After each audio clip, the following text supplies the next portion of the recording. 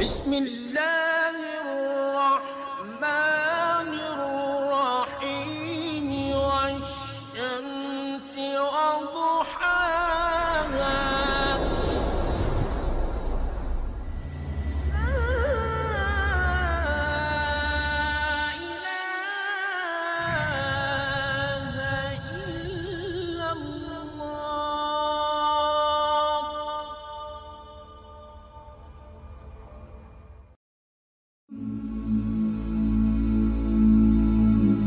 Islamic hub کے معزز دوستوں، میں ہوں ماجد ملک اور اب تمام دیکھنے اور سننے والوں کو السلام علیکم۔ ناظرین گرامی، قصص الانبیاء یعنی نبیوں کے قصے نامی اس اسپیشل سیریز میں ہم آپ کو اللہ پاک کی جانب سے مبعوث کیے جانے والے پیغمبروں کی زندگی سے متعلق آگاہی فراہم کرنے کی کوشش کرتے ہیں۔ آج ہم ایک اور نیا سلسلہ حضرت یونس علیہ السلام کے حوالے سے لے کر حاضر خدمت ہیں۔ حضرت یونس علیہ السلام کی قوم کی توبہ اور حضرت یونس علیہ السلام کا مچھلی کے پیٹ میں جانے کا واقعہ کس طرح اور کن وجوہات کی بنا پر وقوع پذیر ہوا، اسے آج کی ویڈیو میں ڈسکس کیا جائے گا، لہٰذا ویڈیو کو آخر تک ضرور دیکھیے گا۔ تو آئیے چلتے ہیں آج کے اس موضوع کی جانب۔ معزز ناظرین گرامی، حضرت یونس علیہ السلام دجلہ کے بائیں کنارے پر آباد عراقی شہر موصل میں پیدا ہوئے۔ آپ علیہ السلام حضرت ہود علیہ السلام کی اولاد میں سے تھے۔ موصل کے مقابل نینوا شہر تھا جو اس زمانے میں اپنے عروج پر تھا اور وہاں قوم سمود آباد تھی۔ نینوا کی آبادی 1,00,000 سے زیادہ تھی، جیسا کہ قرآن پاک کی سورہ الصافات کی آیت نمبر 147 میں ہے، اور ان یونس علیہ السلام کو 1,00,000 یا اس سے زیادہ لوگوں کی طرف پیغمبر بنا کر بھیجا۔ حضرت یونس علیہ السلام کی عمر 28 سال تھی جب اللہ تعالیٰ نے انہیں اہل نینوا کی رشد و ہدایت پر مامور فرمایا۔ مفسرین کے مطابق حضرت یونس علیہ السلام کا عہد 781 تا 741 قبل از مسیح ہے۔ آپ علیہ السلام کا قرآن کریم کی 6 سورہ مبارکہ میں ذکر آیا ہے: سورہ نساء، سورہ انعام، سورہ یونس، سورہ صافات، سورۃ الانبیاء اور سورہ القلم۔ ان میں پہلی 4 سورہ مبارکہ میں حضرت یونس علیہ السلام کا نام اور باقی 2 میں ذوالنون اور صاحب الحوت یعنی مچھلی والا کہہ کر ذکر کیا گیا ہے۔ عربی میں نون بڑی مچھلی کو کہتے ہیں۔ چونکہ آپ علیہ السلام کئی دن ایک مچھلی کے پیٹ میں رہے، اس لیے مچھلی والا کہا گیا۔ قرآن کریم کی 10ویں سورہ آپ علیہ السلام کے نام پر ہے۔ حضرت یونس علیہ السلام ایک عرصے تک نینوا کے لوگوں کو توحید کی دعوت دیتے رہے اور بت پرستی سے روکتے رہے، مگر قوم نے ان کی دعوت قبول کرنے سے صاف انکار کر دیا۔ صرف یہی نہیں، غرور و تکبر میں مبتلا قوم دیگر نافرمان اقوام کی طرح آپ علیہ السلام کی دعوت کا مذاق بھی اڑاتی رہی۔ جب ان کی سرکشی اور نافرمانی انتہا کو پہنچ گئی تو اللہ تعالیٰ نے حضرت یونس علیہ السلام کو حکم دیا کہ لوگوں کو آگاہ کر دو کہ 3 دن کے اندر اندر ان پر عذاب آنے والا ہے۔ آپ علیہ السلام نے اس کا اعلان کر دیا۔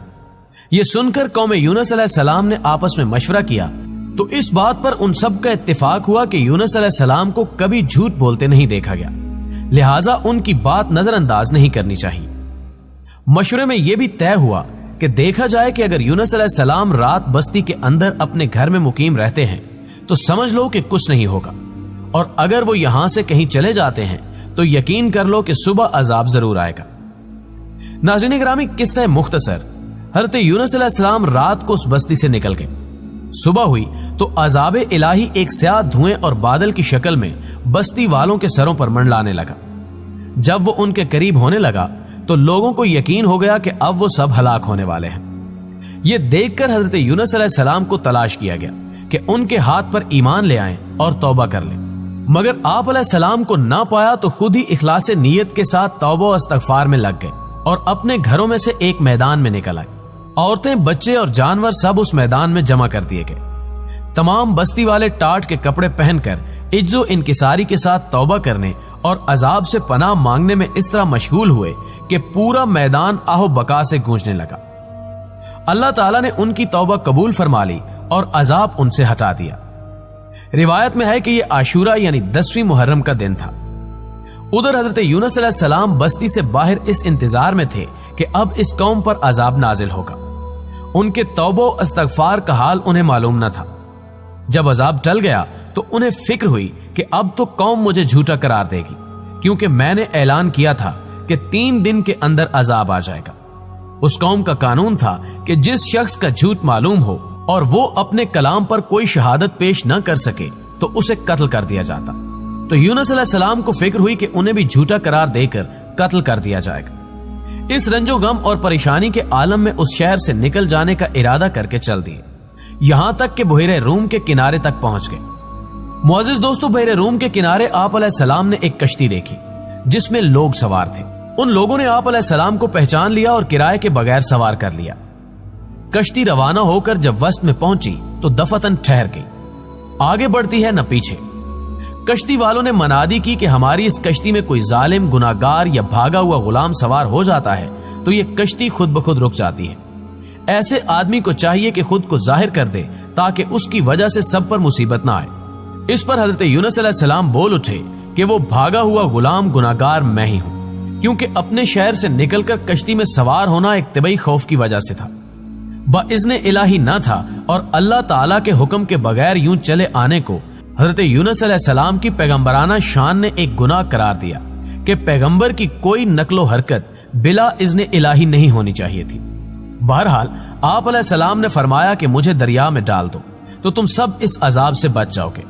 मगर कश्ती वाले इस पर तैयार न हुए, बल्कि उन्होंने कुरानंदाजी की ताकि जिसका नाम निकले उसे दरिया में डाला जाए। लेकिन कुरानंदाजी में भी आप अलैहिस्सलाम का नाम ही निकल आया। लोगों को इस पर ताज्जुब हुआ तो कई मर्तबा कुरानंदाजी की गई और हर मर्तबा आप अलैहिस्सलाम का ही नाम आता रहा। कुरान करीम की सूरह अल-साफ़ात की आयत नंबर 141 में इस कुरानंदाजी और हजरत यूनुस अलैहिस्सलाम का नाम निकलने का जिक्र मौजूद है। एक तरफ तो कुरानंदाजी में नाम निकलने पर आप अलैहिस्सलाम को दरिया में डाले जाने का सामान हो रहा था, दूसरी तरफ एक बहुत बड़ी मछली अल्लाह ताला के हुक्म पर कश्ती के करीब मुंह खोले मौजूद थी कि आप अलैहिस्सलाम को अपने पेट में जगह दे। हजरत यूनुस अलैहिस्सलाम जैसे ही पानी में गए, मछली ने फौरन उन्हें अपने पेट में ले लिया। हजरत अब्दुल्ला बिन मसूद रजी अल्लाह ताला अन्हु फरमाते हैं कि हजरत यूनुस अलैहिस्सलाम उस मछली के पेट में 40 रोज रहे। ये उन्हें जमीन की तह तक ले जाती और दूर दराज की मुसाफतों में फिराती रही। बाज अफराद ने 7, बाज ने 5 दिन और कई एक ने मछली के पेट में रहने की मुद्दत चंद घंटे लिखी है। बहरहाल इस हकीकत को तो अल्लाह सुब्हानो व तआला ही बेहतर जानता है। इस हालत में हजरत यूनुस अलैहिस्सलाम ने दुआ की कि ला इलाहा इल्ला अंता सुब्हानका इन्नी कुन्तु मिनज़ ज़ालिमीन। तो अल्लाह ताला ने दुआ कबूल फरमाई और मछली ने आप अलैहिस्सलाम को बिल्कुल सही सालम हालत में किनारे पर डाल दिया। मछली के पेट में गर्मी से उनके बदन पर कोई बाल न रहा। अल्लाह ताला ने उनके करीब एक दरख्त उगा दिया जिसके पत्तों का साया आप अलैहिस्सलाम के लिए राहत का सबब बन गया। नीज एक जंगली बकरी अल्लाह ताला के हुक्म से सुबह शाम आप अलैहिस्सलाम के पास आ खड़ी होती और आप अलैहिस्सलाम उसका दूध पी लेते। मुअज़्ज़िज़ नाज़रीन गिरामी, अबू हुरैरा रज़ी अल्लाह ताला अन्हु से मनकूल है कि रसूल अकरम सल्लल्लाहु अलैहि वसल्लम ने फरमाया, जब अल्लाह ताला ने हजरत यूनुस अलैहिस्सलाम को मछली के पेट में कैद करने का इरादा फरमाया तो मछली को हुक्म दिया कि इनको ले लो, लेकिन इनके गोश्त पर तेरा तसर्रुफ नहीं, क्योंकि ये तेरी गिज़ा नहीं है। जब मछली आप अलैहिस्सलाम को लेकर समंदर की इंतहाई निचली सतह में पहुंची तो आप अलैहिस्सलाम ने कुछ आहटें सुनी। इस पर अल्लाह ताला ने वही फरमाई, ये समंदरी जानवरों की तस्बीह है। उस मौके पर हजरत यूनुस अलैहिस्सलाम ने भी तस्बीह की। जब फरिश्तों ने आप अलैहिस्सलाम की तस्बीह सुनी तो बारगाह खुदावंदी में अर्ज करने लगे, ऐ हमारे परवरदिगार, हम एक नहीफ और कमजोर सी आवाज किसी अजनबी जमीन से सुन रहे हैं। अल्लाह ताला ने फरमाया, ये मेरा बंदा यूनुस है। फरिश्तों ने अर्ज किया, वो तो नेक बंदे हैं और उनकी तरफ से हर शब व रोज आपके पास नेक अमल पहुंचता है। अल्लाह ताला ने फरमाया, हाँ, ये मेरी बहुत अच्छी तस्बीह करते हैं। फिर फरिश्तों ने अल्लाह ताला के हुजूर हजरत यूनुस अलैहिस्सलाम की सिफारिश की तो अल्लाह ताला ने मछली को हुक्म दिया और उसने आप अलैहिस्सलाम को समंदर के किनारे डाल दिया।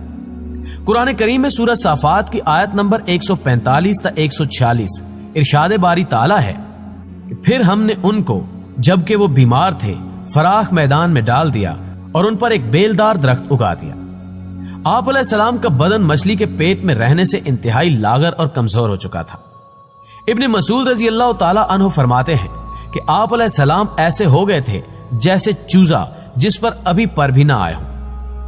इब्ने अब्बास रजी अल्लाह ताला अन्हु और ज़ैद रजी अल्लाह ताला अन्हु फरमाते हैं कि जब बच्चा पैदा होता है اس وقت بچے کی طرح آپ علیہ السلام کی حالت تھی اور بالکل دھنی ہوئی روئی کی طرح نرم و نازک تھے اور بدن پر کچھ نہ تھا۔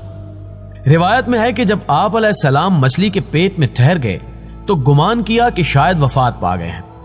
اس پر آپ علیہ السلام نے اپنے اعضاء کو جنبش دی تو ان میں حرکت ہوئی تو فوراً سجدہ ریز ہو گئے اور بارگاہ رب العزت میں عرض کیا، اے پروردگار، میں تیرے لیے ایسی جگہ مسجد بناتا ہوں جہاں کسی دوسرے نے تیری عبادت نہ کی ہوگی۔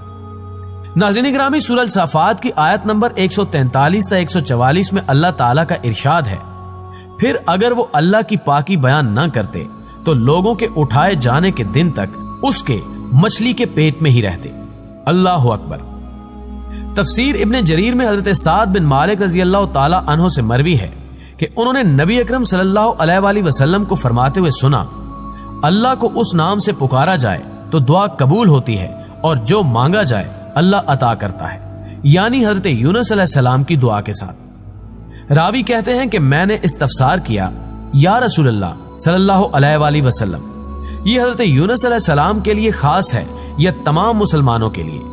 آپ صلی اللہ علیہ وآلہ وسلم نے فرمایا، یہ حضرت یونس علیہ السلام کے لیے خاص ہے اور مومنین کے لیے عام، جب بھی وہ اس کے ساتھ دعا کریں۔ کیا تم نے اللہ کے فرمان کو نہیں سنا؟ سورہ الانبیاء کی آیت نمبر 87 تا 88 میں ارشاد ربانی ہے، پھر یونس نے اپنے رب کو تاریکیوں میں پکارا، لا الہ الا انت سبحانک انی کنت من الظالمین، تیرے سوا کوئی معبود نہیں، تو پاک ہے، بے شک میں ہی قصوروار ہوں۔ تو ہم نے اس کی دعا قبول کی اور اس کو غم سے نجات دی، اور ہم مومنین کو اسی طرح نجات دیتے ہیں۔ حضرت سعد رضی اللہ تعالی عنہ سے مروی ہے کہ رسول اکرم صلی اللہ علیہ وآلہ وسلم نے فرمایا، جس نے حضرت یونس علیہ السلام کی دعا کے ساتھ دعا کی اس کی دعا ضرور قبول ہوگی۔ پچھلی اقوام میں قوم یونس علیہ السلام کی مثال سب سے منفرد ہے کہ جس نے عذاب کے وقوع ہونے سے پہلے ہی صدقے دل کے ساتھ عاجزی و آہوزاری کرتے ہوئے توبہ استغفار کیا اور اللہ تعالیٰ نے اس قوم سے اپنا عذاب ہٹا دیا، جبکہ قوم نوح، قوم ہود، قوم صالح اور قوم لوط وغیرہ عذاب سے ڈرانے اور بار بار تنبیہ کے باوجود شرک و کفر پر ڈھٹائی سے جمی رہی اور عذاب کی باتوں کو مذاق سمجھتی رہی، چنانچہ عذاب الہی کا شکار ہو کر ہمیشہ کے لیے نیست و نابود ہو گئی۔ معزز دوستو، قرآن کریم میں سورہ یوسف آیت نمبر 98 میں اللہ تعالیٰ ارشاد فرماتا ہے، پس کوئی بستی ایسی کیوں نہ ہوئی کہ ایمان لاتی تو اس کا ایمان اسے نفع دیتا، سوائے یونس کی قوم کے۔ جب وہ ایمان لائی تو ہم نے دنیوی زندگی میں ان سے رسوائی کا عذاب دور کر دیا اور ایک مدت تک ان کو دنیوی فوائد سے بہرہ مند رکھا۔ یعنی یوسف علیہ السلام کی قوم وہ منفرد قوم ہے جس پر عذاب الہی نازل ہوا تو اس نے توبہ کر لی، لہٰذا عذاب الہی ان سے دور کر دیا گیا۔ اس تفسیر کا حاصل یہ ہے کہ دنیا کا عذاب سامنے آ جانے پر بھی توبہ کا دروازہ بند نہیں ہوتا، بلکہ توبہ قبول ہو سکتی ہے۔ البتہ آخرت کا عذاب سامنے آ جانے کے وقت توبہ قبول نہیں ہوتی، اور عذاب آخرت کا سامنے آنا قیامت کے دن ہوگا یا موت کے وقت۔ جامع ترمذی کی حدیث مبارکہ ہے کہ حضور نبی کریم صلی اللہ علیہ وآلہ وسلم نے فرمایا، اللہ تعالیٰ بندے کی توبہ قبول فرماتے رہتے ہیں جب تک وہ غرغرہ کی حالت میں نہ پہنچ جائے۔ غرغرہ کی حالت سے مراد موت کا وہ وقت ہے جب نزع کے وقت فرشتے سامنے آ جاتے ہیں۔ اس وقت دنیا کی زندگی ختم ہو کر آخرت کے احکام شروع ہو جاتے ہیں، اس لیے اس وقت کا کوئی عمل قابل قبول نہیں۔ حضرت یونس علیہ السلام کے واقعے سے ہمیں یہ سبق ملتا ہے کہ اللہ تعالیٰ پر ایمان لانا اور اس سے اپنے گناہوں کی توبہ اور بخشش طلب کرنا ہر قسم کے مصائب سے نجات کی کنجی ہے۔ لہٰذا ہر تکلیف، دکھ، پریشانی اور مصیبت میں مہربان رب العالمین کو ہی پکارنا اور اسی سے التجا کرنا چاہیے۔ آج مسلمان بحیثیت ایک قوم جن مصائب و شدائد، دکھ اور کفار کے شکنجے ظلم میں جکڑے ہوئے ہیں، ان سے نجات کے لیے سب کو مل کر اپنے ایمان کی تجدید کرنی چاہیے، اپنے رب کریم سے توبہ استغفار کر کے اس سے اپنے تعلق کو مضبوط بنانا چاہیے۔ حضرت یونس علیہ السلام کے قصے سے صبر و ثبات اور عزم و حوصلے کا درس ملتا ہے۔ اللہ رب العزت سے دعا ہے کہ تمام سننے اور دیکھنے والوں کی پریشانیاں دور فرمائے، اور اللہ رب العزت سے التجا ہے کہ ہمیں ہمیشہ اپنی حفظ و امان میں رکھے، آمین ثم آمین۔ ناظرین گرامی، آج کا یہ سلسلہ یہیں ختم ہوتا ہے۔ انشاءاللہ تعالی جلد ہی ایک نئے سلسلے کے ساتھ حاضر ہوتے ہیں۔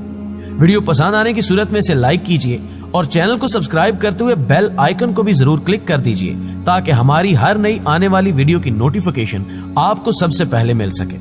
نئے سلسلے تک ہمارا اور آپ کا اللہ نگہبان۔